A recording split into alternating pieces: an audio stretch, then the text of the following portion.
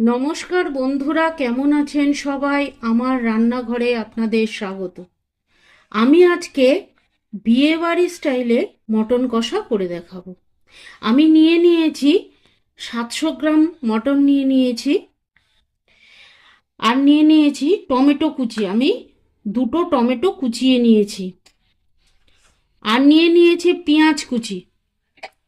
3টে পেঁয়াজকে আমি কুচিয়ে নিয়েছি, আর আদা রসুন আর লঙ্কা রেখেছি, ছুলে রেখেছি, এটা পেস্ট করব। আর এখানে মশলা দিয়ে দিয়েছি গোলমরিচ, এলাচ, দারচিনি, জায়ফল, জয়িত্রী আর শুকনো লঙ্কা। এগুলো আমি কড়াই গরম করে শুকনো কড়াইতে আমি ভেজে নেব।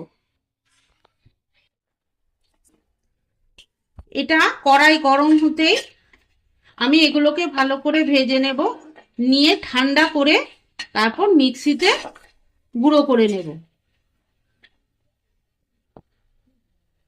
এবার এই মাংসের মধ্যে আমি দিয়ে দিচ্ছি পরিমাণ মতো নুন,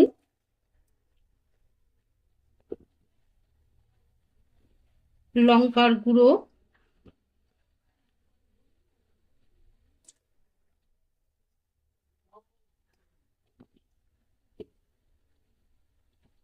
আর হলুদের গুঁড়ো। হলুদের গুঁড়ো দিয়ে দিলাম। দিয়ে এবার আমি এটাকে ভালো করে মাখিয়ে রেখে দেব কিছুক্ষণ।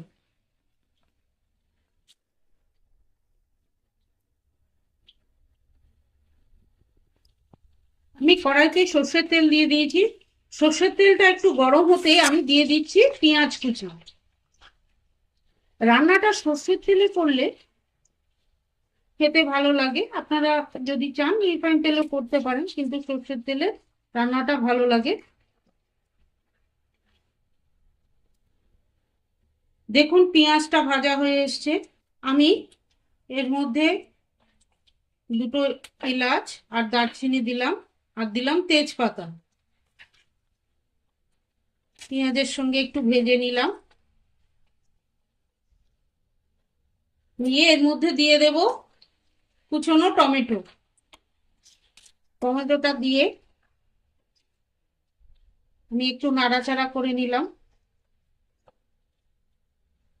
এই তেলের মধ্যেই আমি দিয়ে দেব চর্বি। মাংসের চর্বি ছিল, ওটা আমি তেলের মধ্যে দিয়ে দিলাম। এটা তেলের মধ্যে দিলে একটা সুন্দর গন্ধ আসবে, তাই দিয়ে দিলাম। এবার আমি দিয়ে দিচ্ছি মাংসটা। মাংসটা দিয়ে এবার আমি ভালো করে কষিয়ে নেব। খাসির মাংস ভালো করে না কষানো হলে খেতে খুব একটা ভালো লাগে না। আমি ভালো করে কষিয়ে নেব। এবার এর মধ্যে দিয়ে দিচ্ছি আদা রসুন আর লঙ্কার পেস্টটা।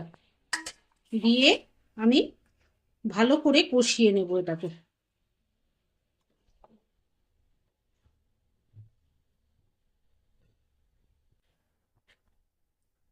কালারের জন্য আমি দিয়ে দিচ্ছি কাশ্মীরি লঙ্কার গুঁড়ো।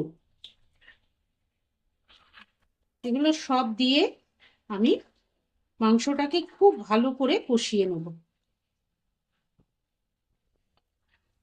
দেখুন মাংসটা কষানো হয়ে গেছে, আমি খুব ভালো করে কষিয়ে নিয়েছি। এবার এর মধ্যে দিয়ে দিচ্ছি জল। যদি কড়াইতে রান্না করেন খাসির মাংস, তাহলে 35 থেকে 40 মিনিট লাগবে সেদ্ধ হতে। আর যদি হাতে সময় না থাকে তাহলে প্রেসার কুকারে দিয়ে দিতে পারেন। প্রেসার কুকারে কম সময়ে হয়ে যাবে। তবে খাসির মাংস একটু ভালো করে সেদ্ধ না হলে খেতে খুব একটা ভালো লাগে না।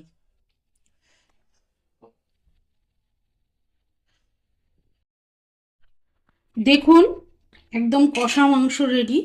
আর এবার আমি দিয়ে দিচ্ছি ওই ভাজা মশলাটা, যেটা আমি শুকনো কড়াইতে ভেজে বেটে রেখেছিলাম। এটা আমি মিশিয়ে দিলাম এর মধ্যে। দেখুন কি সুন্দর কালার এসেছে।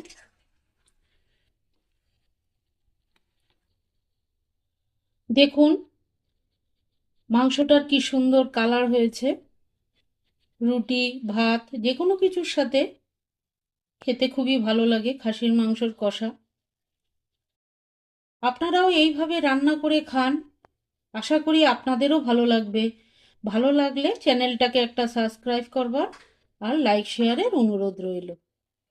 ভালো থাকবেন, সুস্থ থাকবেন। আবার দেখা হচ্ছে অন্য কোনো ব্লগে, অন্য কোনো রেসিপি নিয়ে।